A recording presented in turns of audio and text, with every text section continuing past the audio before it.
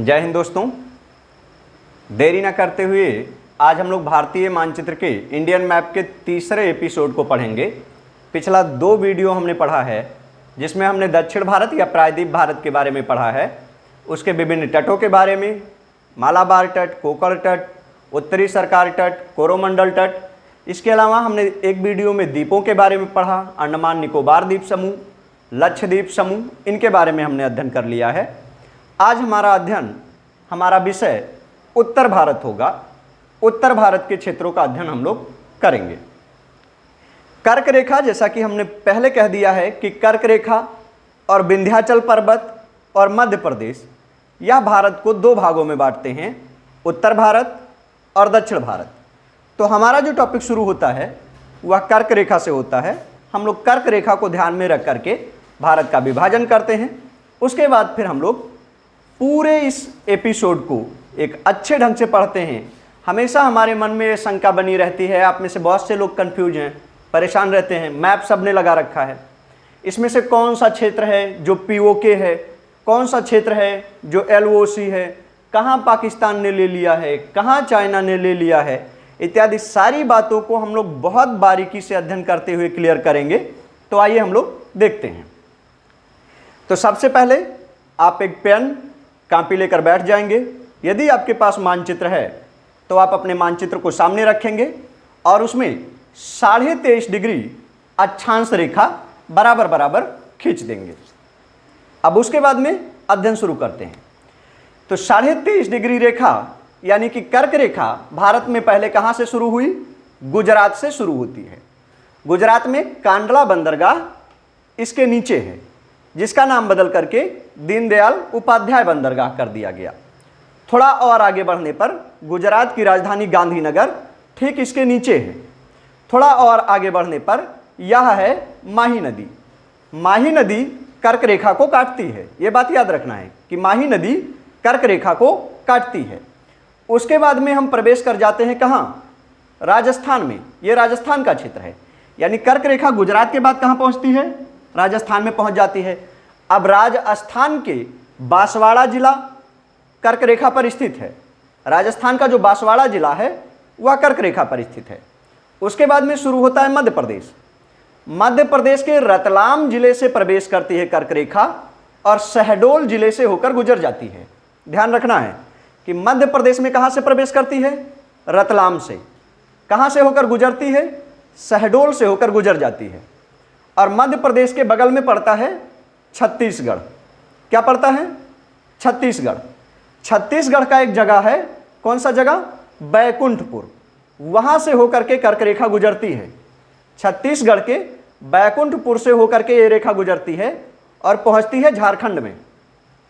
झारखंड में एक लोहे की खान है, लोहारदगा। क्या नाम है?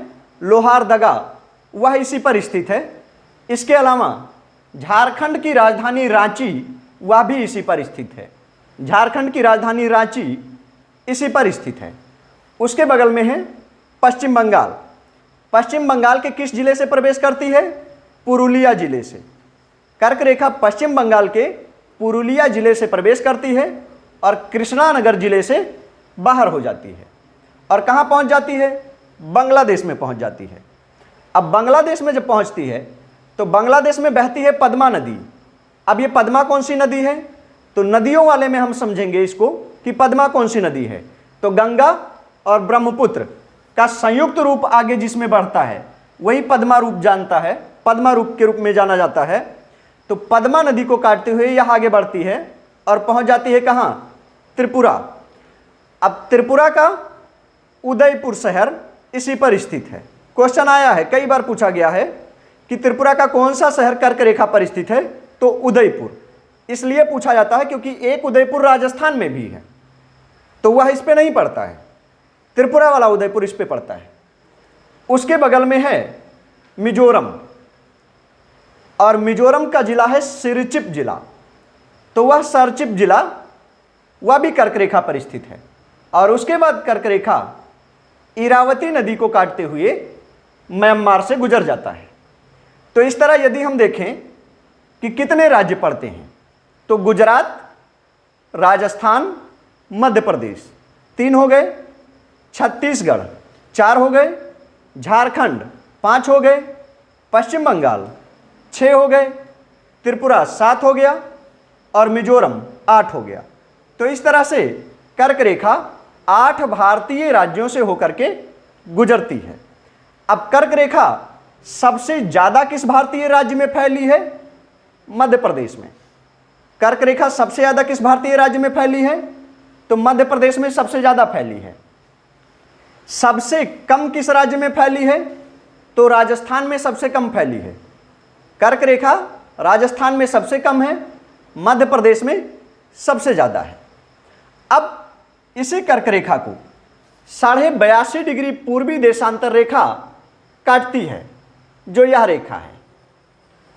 आप अपने मैप में ऊपर देखेंगे तो 82.5 के बगल में 82.5 आप करेंगे और उसको ऐसे आप खींचेंगे तो पहला कौन सा राज्य पड़ेगा?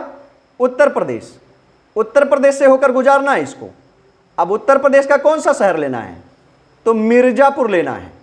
मिर्जापुर लेकर के आगे बढ़ेंगे और कहाँ? छत्तीसगढ़ मध्य प्रदेश से होते हुए फिर नीचे की ओर सीधे आप जाएंगे, ओडिशा और आंध्र प्रदेश तक पहुंच जाएंगे। अब ध्यान देना है, क्या ध्यान देना है? यह 82.5 डिग्री जो देशांतर रेखा है, पूर्वी देशांतर रेखा, यह समय बताती है। इसलिए इस रेखा को मानक समय रेखा कहा जाता है। क्या कहा जाता है? मानक समय रेखा कहा जाता है। मानक समय रेखा भारत के कितने राज्यों से गुजरती है? तो उत्तर प्रदेश, मध्य प्रदेश, छत्तीसगढ़, ओडिशा, आंध्र प्रदेश, यानी 5 राज्यों से गुजरती है। मानक समय रेखा यानी 82.5 डिग्री पूर्वी देशांतर रेखा भारत के 5 राज्यों से गुजरती है। कर्क रेखा भारत के 8 राज्यों से गुजरती है। तो जाहिर सी बात है, कहीं ना कहीं कर्क रेखा और 82.5 डिग्री पूर्वी देशांतर रेखा एक दूसरे को काटते हैं। कहाँ काटते हैं? तो वह यही जगह है, छत्तीसगढ़। छत्तीसगढ़ में कहाँ काटते हैं? बैकुंठपुर में। यह बात याद रखना है कि कर्क रेखा और मानक समय रेखा दोनों एक दूसरे को छत्तीसगढ़ के बैकुंठपुर जिले में आपस में एक दूसरे को काटते हैं। तो यह तो हो गई भारत के विभाजन की बात कि इसके ऊपर उत्तर भारत और नीचे दक्षिण भारत, और कर्क रेखा इतने राज्यों से होकर के गुजरती है। अब आइए एक एक सिरे का अध्ययन हम लोग करते हैं। तो यह जो रेखा है, गुजरात का ऊपरी हिस्सा जिसको कच्छ का रण कहा जाता है, गुजरात का ऊपरी हिस्सा जिसको कच्छ का रण कहा जाता है, इसे सर क्रीक रेखा कहा जाता है। और यह भी भारत और पाकिस्तान के बीच में एक विवाद है, सर क्रीक रेखा का विवाद है। कहाँ है सर क्रीक रेखा? गुजरात में है। गुजरात में कहाँ है? कच्छ के रण के पास में है। भारत और पाकिस्तान के बीच में इस मुद्दे को लेकर के भी विवाद चल रहा है। अब इसके बाद शुरू होता है क्या? राजस्थान का क्षेत्र। और राजस्थान इस तरह से फैला हुआ है कहाँ तक? गंगानगर तक। राजस्थान पंजाब में गंगानगर तक सटा हुआ है। तो यह दूसरा हो गया। इसके बाद पंजाब तीसरा हो गया, जम्मू कश्मीर चौथा हो गया और लद्दाख 5वां हो गया। तो इस तरह से पाकिस्तान इन 5 राज्यों को स्पर्श करता है। लद्दाख के बनने से पहले पाकिस्तान 4 राज्यों को स्पर्श करता था, गुजरात, राजस्थान, पंजाब और जम्मू कश्मीर। लेकिन लद्दाख के बनने से अब जो पाकिस्तान है वह लद्दाख को भी स्पर्श करता है। इस तरह पाकिस्तान 5 राज्यों से सीमा बनाता है। अब यदि हम यहां पे स्पष्ट कर पाएं, यहां पर यदि हम क्लियर करेंगे तो बहुत बारीकी के साथ में हम ऐसे एक रेखा खींचते हैं।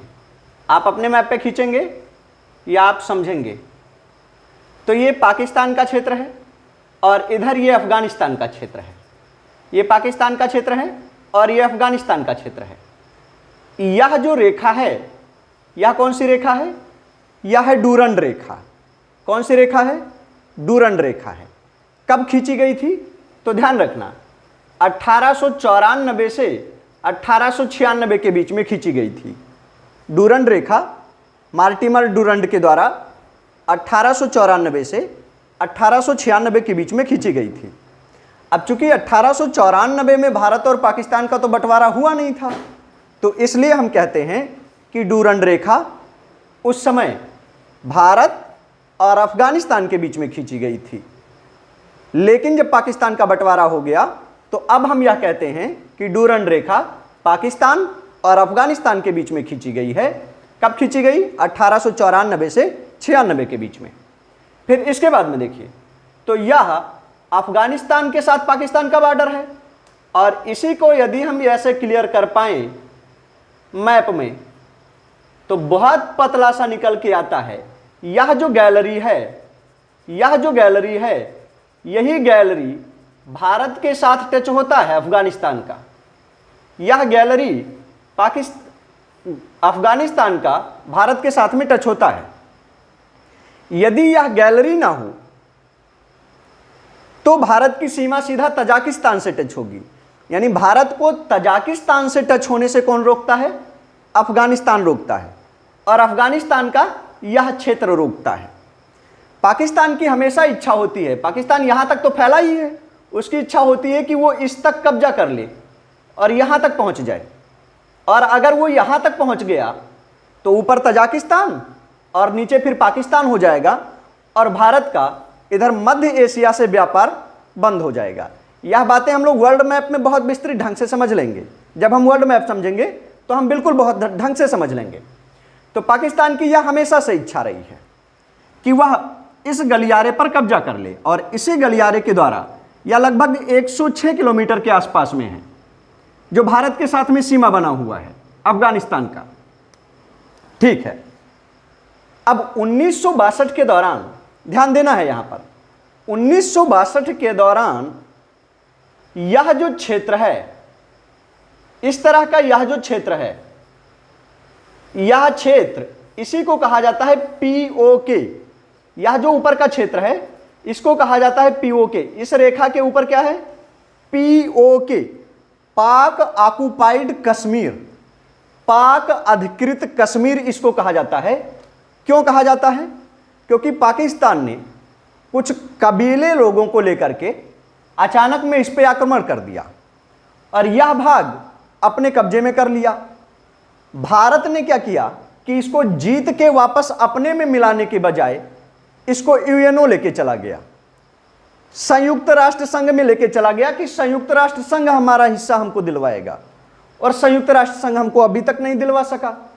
तो यह हिस्सा पाकिस्तान के कब्जे में है, इसी को कहा जाता है पीओके। और यहां तक हमने अपना कब्जा बरकरार रखा है, यहां तक बरकरार रखा, हमारा नियंत्रण है। तो यहां तक हमारा नियंत्रण है, इसलिए इसको कहा गया एलओसी, लाइन ऑफ कंट्रोल, यानी नियंत्रण रेखा। एलओसी इसको कहा जाता है, नियंत्रण रेखा। ठीक है ना? अब यहीं पर ध्यान देना है, यह नियंत्रण रेखा है, यह है गिलगिट बाल्टिस्तान क्षेत्र, गिलगिट क्षेत्र। यहां पर जो है इस गिलगिट क्षेत्र में पाकिस्तान अपना दबदबा बनाना चाहता है, जबकि यहां पर भारत समर्थक ज्यादातर लोग रहते हैं। अब हुआ क्या? पाकिस्तान को यह डर था कि भारत कभी भी उससे अपना क्षेत्र ले सकता है, तो उसने किया क्या कि 1963 में यह क्षेत्र उसने चाइना को दे दिया, फ्री में दे दिया चाइना को। यह क्षेत्र उसने चाइना को दे दिया है, इतना क्षेत्र इसलिए दे दिया क्योंकि उसने सोचा कि जब चीन भी आकर के भारत के पास बैठ जाएगा तो भारत अकेले हमसे नहीं लड़ेगा, चाइना से भी लड़ना पड़ेगा। और अब हुआ क्या कि यह इतना क्षेत्र चीन में चला गया, यह इतना क्षेत्र पाकिस्तान के पास में है। अब ये तो उधर हो गया। 1962-63 के दौरान हम जानते हैं चीन का भारत के साथ युद्ध हुआ, और जब चीन का भारत के साथ युद्ध हुआ तो चीन ने यह इतना हिस्सा खुद ले लिया, ये इतना हिस्सा खुद ले लिया। इसको कहा गया अक्साई चीन। क्या कहा गया? अक्साई चीन कहा गया। 1963 के दौरान यह अक्साई चीन क्षेत्र उनके पास चला गया, चाइना के पास चला गया। तो अब यह भी हमारे पास नहीं है। अब ध्यान देना है, कि चाइना की तरफ से यहां तक हमारा नियंत्रण है, तो चाइना कहता है आपका लाइन ऑफ कंट्रोल ये है, ये लाइन ऑफ कंट्रोल है। यदि आपको याद हो तो गलवान घाटी को लेकर के जो युद्ध हुआ था, यह है गलवान घाटी, यही है गलवान वैली, इसको लेकर के युद्ध हुआ था, गलवान वैली को लेकर के, ठीक है ना। तो ये लाइन ऑफ कंट्रोल चाइना की तरफ से माना जा रहा है, ये लाइन ऑफ कंट्रोल पाकिस्तान की तरफ से माना जा रहा है। यह इतना हिस्सा पाकिस्तान ने ले लिया, इसका थोड़ा सा हिस्सा इधर, और ये मैप है, मैप में थोड़ा सा लग रहा है, इतना हिस्सा चाइना को दे दिया, इधर का यह हिस्सा चाइना ने ले लिया है, और यह हिस्सा, इसी पे हमारा वर्तमान में नियंत्रण है। तो यह तो इनके मुद्दे की बात हो गई। अब चाइना की बात करते हैं कि चाइना कितने भारतीय राज्यों को स्पर्श करता है, इसको देख लेते हैं एक बार कि चाइना कितने भारतीय राज्यों को स्पर्श करता है। तो चाइना पहले तो जम्मू कश्मीर को स्पर्श करता था जब लद्दाख नहीं बना था, उसके बाद लद्दाख के बनने के बाद जम्मू कश्मीर को स्पर्श नहीं करता, लद्दाख को करता है। तो लद्दाख, हिमाचल प्रदेश, उत्तराखंड, तीन हो गए ना, साथ में देखना है, लद्दाख, हिमाचल प्रदेश, उत्तराखंड। अब इधर चले आइए तो सिक्किम, चार हो गए, और इधर क्या, अरुणाचल प्रदेश। तो 5 राज्यों को स्पर्श करता है चाइना, पहले भी 5 को स्पर्श करता था, अभी भी 5 को स्पर्श करता है। तो इस तरह से इधर की ओर बढ़ता हुआ आता है। सिक्किम के बारे में हमने पिछले वीडियो में बहुत अच्छा समझा रखा है। सिक्किम को 35वें संविधान संशोधन के द्वारा भारत में मिलाया गया था। सिक्किम को 35वें संविधान संशोधन के द्वारा भारत में मिलाया गया था, और 36वें संविधान संशोधन के द्वारा सिक्किम को पूर्ण राज्य का दर्जा दिया गया था।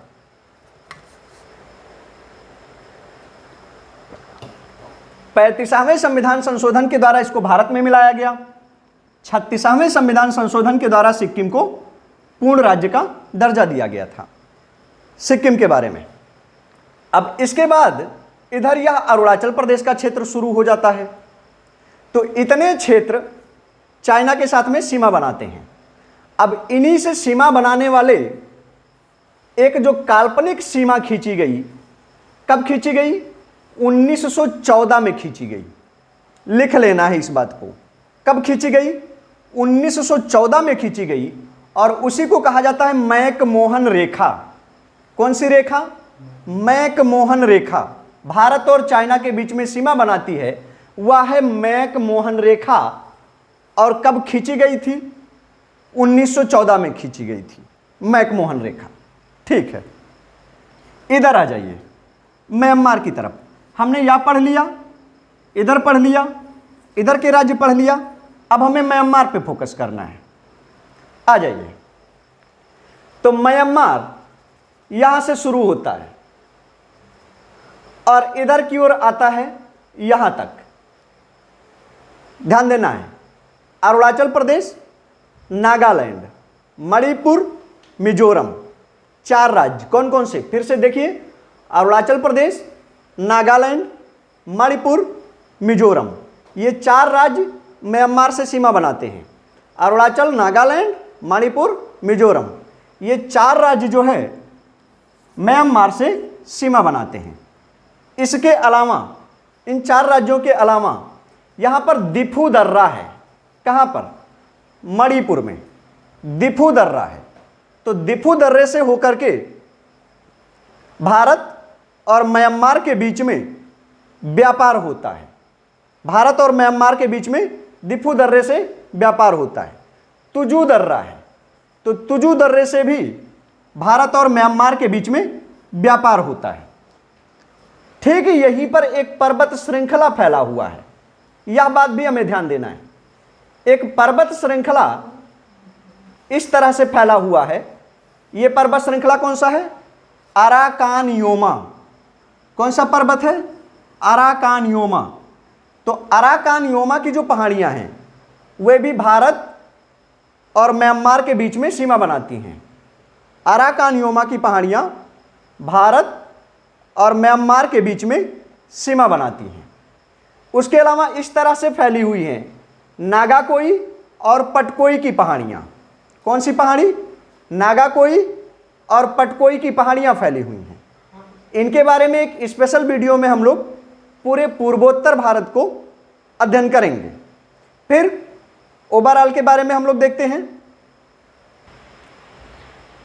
अब पाकिस्तान देख लिए, चीन के साथ भी देख लिए, अफगानिस्तान के साथ देख लिए। अब यहाँ पर नेपाल जो बीच में है, इसको हम लोग देख लेते हैं। यह है नेपाल। तो सबसे पहले लगने वाले राज्यों की स्थिति को देख लीजिए। तो नेपाल से कौन कौन सटा है? उत्तराखंड, उत्तर प्रदेश, बिहार। साथ में याद करिए, उत्तराखंड, उत्तर प्रदेश, बिहार। 3 याद हो गया ना? उत्तराखंड, उत्तर प्रदेश, बिहार। फिर आराम से बोल दीजिए बंगाल और सिक्किम। बंगाल और सिक्किम 5 हो गए ना? कौन कौन से? उत्तराखंड, उत्तर प्रदेश, बिहार 3, उसके बाद बंगाल और सिक्किम। ये 5 राज्य नेपाल से सीमा बनाते हैं। इन्हें 2, 3 बार, 4 बार बोलना है, खुद ही याद हो जाएंगे। अब नेपाल के बारे में जान लीजिए। अभी हाल ही में नेपाल और भारत के बीच में विवाद था। क्यों विवाद था? यह है काली नदी का उद्गम स्थल। दरअसल विवाद का कारण क्या है? विवाद का कारण यह है कि 1816 में एक संधि हुई थी। उस संधि का नाम था सुगौली की संधि। कौन सी संधि थी? सुगौली की संधि। कहीं कहीं 15 मिलता है, कहीं कहीं 16 मिलता है, कोई दिक्कत नहीं है। 1815-16 के दौरान जो संधि हुई थी, वह संधि हुई थी सुगौली की संधि। और सुगौली की संधि के दौरान में, अब यहां पर ध्यान देने वाली बात यह है कि सुगौली की संधि के दौरान में एक मुद्दा तय हुआ था कि काली नदी के पश्चिम का जो क्षेत्र होगा वह भारत का होगा, पूरब का जो क्षेत्र होगा वह नेपाल का होगा। मेन मुद्दा समझ लेना है कि काली नदी के पश्चिम का जो क्षेत्र होगा वह भारत का होगा, पूरब का जो क्षेत्र होगा वह नेपाल का होगा। तो बात ठीक था। तो काली नदी, ये है काली नदी, तो इस हिसाब से इधर नेपाल है और इधर भारत है।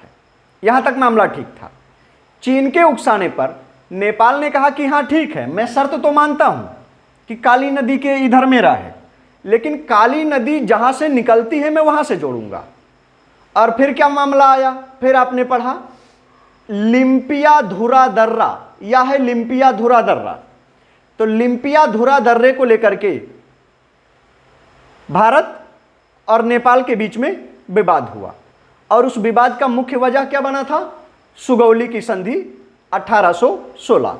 हालांकि यह मामला शांत हो गया और इस तरह से नेपाल भारत के इन राज्यों के साथ में सहयोगात्मक स्थिति में है। आगे आ जाइए भूटान के साथ में। तो भूटान कितने राज्यों से सीमा बनाता है? साथ में याद करना है, सिक्किम, बंगाल। सिक्किम, पश्चिम बंगाल 2 हो गए ना? असम, अरुणाचल। सिक्किम, पश्चिम बंगाल, असम, अरुणाचल, यही इतने से सीमा बनाता है। याद हो गए? यह कौन सा जगह है? यह दार्जिलिंग है। कहां पड़ता है? पश्चिम बंगाल का दार्जिलिंग क्षेत्र है। किस लिए प्रसिद्ध है? चाय उत्पादन के लिए प्रसिद्ध है। आराम से याद रखना है, किसके लिए प्रसिद्ध है? चाय उत्पादन के लिए प्रसिद्ध है। कौन सी मिट्टी है? लेटराइट मिट्टी पाई जाती है। यहां पर लेटराइट मिट्टी पाई जाती है। लेटराइट मिट्टी में ज्यादातर बागानी फसलें होती हैं। तो यहां पर दार्जिलिंग जिले में चाय का उत्पादन काफी किया जाता है। तो इस तरह से भूटान के साथ में यह बातें क्लियर कर लेनी है। अब इसके बाद में आ जाइए बांग्लादेश के बारे में। तो बांग्लादेश, ध्यान देना है, बांग्लादेश अस्तित्व में कब आया है? 1971 में अस्तित्व में आया है। कब आया है? 1971 में बांग्लादेश अस्तित्व में आया है। किसके साथ? पाकिस्तान के साथ विभाजन हुआ है तब आया है। पहले इसको पूर्वी पाकिस्तान कहा जाता था। बांग्लादेश कोई देश नहीं था, पूर्वी पाकिस्तान। ये पश्चिमी पाकिस्तान, ये पूर्वी पाकिस्तान। बाद में शिया और सुन्नी जैसा मामला हुआ, शिया और सुन्नी लड़ाई हुई, इनका बंटवारा इंदिरा गांधी ने करवा दिया 1971 में। यहां के एक महान व्यक्ति हुए शेख मुजीबुर रहमान। तो शेख मुजीबुर रहमान के नेतृत्व में इन लोगों ने गृह युद्ध छेड़ा जिसे स्वतंत्रता का रूप दिया गया, और इंदिरा गांधी ने एक सेना बनाई, क्या नाम था, मुक्ति वाहिनी नामक सेना बनाई थी इंदिरा गांधी ने। बहुत बार पूछा गया प्रश्न है, बांग्लादेश की स्वतंत्रता के लिए इंदिरा गांधी ने मुक्ति वाहिनी दल का गठन किया, और फिर वह दल बांग्लादेश में घुस के पाकिस्तानी सेनाओं से युद्ध किया 1971 में, और बांग्लादेश को स्वतंत्रता दिलवाई। अब बांग्लादेश किन राज्यों से सीमा बनाता है, तो बांग्लादेश सबसे ज़्यादा सीमा बनाता है पश्चिम बंगाल से। बांग्लादेश सर्वाधिक सीमा किससे बनाता है, तो पश्चिम बंगाल से बनाता है। इसके बाद में असम है, मेघालय है और त्रिपुरा है। तो असम, मेघालय, त्रिपुरा और पश्चिम बंगाल, और साथ में इधर यह ध्यान देना है कि त्रिपुरा, यह हिस्सा असम का, यह हिस्सा मेघालय का, यह हिस्सा असम का और यह पश्चिम बंगाल का, इतने क्षेत्र बांग्लादेश से सीमा बनाते हैं। सबसे ज़्यादा सीमा कौन बनाता है, यह याद रखना है। तो सबसे ज़्यादा सीमा बनाता है पश्चिम बंगाल बांग्लादेश के साथ में। एक बात और कि बांग्लादेश जो पहले पाकिस्तान का हिस्सा था, 1958 में, अब यहाँ थोड़ा सा संविधान इंक्लूड कर लीजिए। क्या इंक्लूड करना है कि 1958 में एक मामला आया था, बेरूबाड़ी मामला। यदि आपने नहीं पढ़ा है तो आप पिछले वीडियो में जाकर के संविधान संशोधन के देख लेंगे। बेरूबाड़ी मामला यह मामला था कि भारत सरकार बांग्लादेश को कुछ जमीन देगा, बांग्लादेश मतलब तब पाकिस्तान था, तो पाकिस्तान को कुछ जमीन देगा। तो बेरूबाड़ी मामला 1958 के द्वारा भारत सरकार ने पाकिस्तान को कुछ जमीनें दी थी, वह यह जमीन है, दिया था। इसके अलावा दूसरा मामला कि 100वां संविधान संशोधन के द्वारा भारत और बांग्लादेश के बीच में जमीनों की अदला बदली की गई। यानी जो जमीन बांग्लादेश की भारत में आ रही थी वह भारत ने बांग्लादेश को दिया, और जो बांग्लादेश में भारत की थी बांग्लादेश ने भारत को दिया और भारत ने बांग्लादेश को दे दिया। तो यह कब हुआ, 100वें संविधान संशोधन के द्वारा यह कार्य किया गया। तो यह बांग्लादेश से संबंधित महत्वपूर्ण तथ्य है। अब आइए आगे देखते हैं। तो इस तरह से हमने पाकिस्तान, चीन, नेपाल, भूटान, म्यांमार और बांग्लादेश के साथ में भारत के संबंधों का अध्ययन कर लिया है। अब हमें मोटे मोटे तौर पर कुछ महत्वपूर्ण तथ्यों का अध्ययन करना है। तो क्षेत्रफल के हिसाब से सबसे बड़ा राज्य कौन सा है, राजस्थान पहले नंबर पर, साथ में याद करना है। राजस्थान पहला, कितना, 343, याद रखो, याद क्या रखो, 343, मतलब 3,43,000 वर्ग किलोमीटर लगभग। तो 343 राजस्थान का है। दूसरे पर है मध्य प्रदेश 308, तीसरे पर है महाराष्ट्र 307।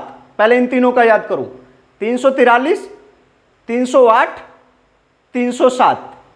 नहीं याद हुआ, फिर से याद करो, 343 राजस्थान का, 308 का मतलब हम यह कहेंगे कि 3,08,000 वर्ग किलोमीटर, 307 3,07,000 वर्ग किलोमीटर।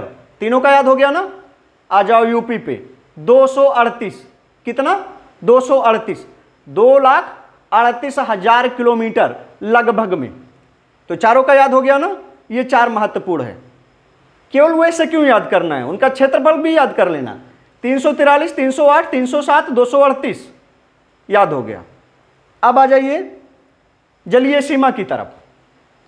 तो जलीय सीमा में यदि पूछा जाए कि सबसे ज्यादा जलीय सीमा किस राज्य की है, तो गुजरात की है, 1214, साथ में याद करना। पहले स्थान पर कौन है, गुजरात, 1214। अब दूसरे पर कौन है, तो गुजरात से ऐसे सीधे तिरछा देखो कौन मिला, आंध्र प्रदेश, ये दूसरे पर है। फिर से देख लो एक बार, गुजरात पहले पर है, कितना, 1214। इसके ठीक तिरछा है आंध्र प्रदेश, कितना, लगभग 973। कितना है, लगभग 973। अब तीसरे पर आ जाओ कि तीसरे पर कौन है? तमिलनाडु। इसके नीचे तीसरा है तमिलनाडु। चौथा कौन है? महाराष्ट्र। याद करो साथ में, गुजरात, आंध्र प्रदेश, तमिलनाडु, महाराष्ट्र। गुजरात ठीक नीचे इधर तिरछा, आंध्र प्रदेश, तमिलनाडु, चौथा क्या हो गया? महाराष्ट्र। तो इस तरह से यह 4 राज्य आप याद रखिए जलीय सीमा में यानी तटीय सीमा रेखा वाले सबसे बड़े राज्य हैं। और स्थलीय सीमा में राजस्थान, मध्य प्रदेश, महाराष्ट्र, उत्तर प्रदेश। यदि ओवरऑल पूछा जाएगा कि सबसे ज़्यादा तटीय सीमा कौन बनाता है, तो अंडमान निकोबार। कितना बनाता है? 1962 किलोमीटर। कितना बनाता है? 1962 किलोमीटर अंडमान निकोबार बनाता है टोटल सीमा। इसके अलावा 3 और क्षेत्र होते हैं। एक को कहा जाता है प्रादेशिक क्षेत्र, दूसरे को कहा जाता है संलग्न क्षेत्र, और तीसरे को कहा जाता है अनन्य आर्थिक क्षेत्र। नोट करना है, यह बात नोट करने वाली बात होती है, सुनना नहीं होता, मैप में नहीं लिखा होता। पहला कौन सा? कि प्रादेशिक क्षेत्र कितना होता है? किसी देश की जो बाउंड्री है, ध्यान दो, प्रादेशिक क्षेत्र होता कहाँ है? हमेशा यदि किसी देश की सीमा समुद्र से सटी है तभी वो ये तीनों क्षेत्र पाएगा। अगर कोई ऐसा देश है जिसके आसपास समुद्र नहीं है तो उसको ये तीनों क्षेत्र नहीं मिलेंगे। अफगानिस्तान में नहीं है तो नहीं मिलेगा, भारत में है तो भारत को मिलेगा। तो जो भारत की मुख्य भूमि की बाउंड्री है, जैसे यह भारत की मुख्य भूमि की बाउंड्री है या ये मुख्य भूमि की बाउंड्री है, तो यहां से इधर 12 समुद्री मील तक की दूरी को, इस बाउंड्री से 12 समुद्री मील तक की दूरी को प्रादेशिक जल सीमा कहा जाता है। क्या कहा जाता है? प्रादेशिक जल सीमा कहा जाता है। फिर इसी बाउंड्री से 24 समुद्री मील तक की दूरी को संलग्न जल क्षेत्र कहा जाता है। क्या कहा जाता है? संलग्न जल क्षेत्र कहा जाता है। 2 याद हो गए। प्रादेशिक क्षेत्र 12 समुद्री मील होता है, संलग्न क्षेत्र 24 समुद्री मील होता है। और तीसरे पर आ जाओ, अनन्य आर्थिक क्षेत्र। अनन्य आर्थिक क्षेत्र 200 समुद्री मील तक होता है। अनन्य आर्थिक क्षेत्र कितने तक होता है? 200 समुद्री मील तक होता है। अब यह समुद्री मील का जो लफड़ा है समझें कैसे? तो 1 समुद्री मील बराबर होता है 1.852 किलोमीटर। 1 समुद्री मील बराबर होता है, ध्यान दीजिए, 1 समुद्री मील बराबर होता है 1.852 किलोमीटर होता है। और इस तरह से भारत का जो अनन्य आर्थिक क्षेत्र है वह लगभग 2 लाख वर्ग किलोमीटर भारत को मिला हुआ है। तो भारत का कुल क्षेत्रफल 32,87,263 वर्ग किलोमीटर है। इसके अलावा भी भारत को लगभग 2 लाख वर्ग किलोमीटर क्षेत्रफल एक्स्ट्रा मिला हुआ है जो हम नहीं पढ़ पाते। उस क्षेत्र को क्या कहेंगे? अनन्य आर्थिक क्षेत्र कहा जाता है। कितने पर मापा जाता है? 200 समुद्री मील पर मापा जाता है। ठीक है ना? तो इस तरह से यह ओवरऑल भारत के सीमा से संबंधित बातें हो गई। अब भारत को विश्व के भूगोल पर हम लोग देखेंगे कि भारत विश्व मानचित्र पर कहाँ है, अक्षांशीय स्थिति क्या है, देशांतरीय स्थिति क्या है, और इत्यादि बातों को हम लोग अगले वीडियो में देखेंगे। यदि आपको यह वीडियो पसंद आया हो तो आप शेयर करें, सब्सक्राइब करें और लाइक करना ना भूलें। जय हिंद।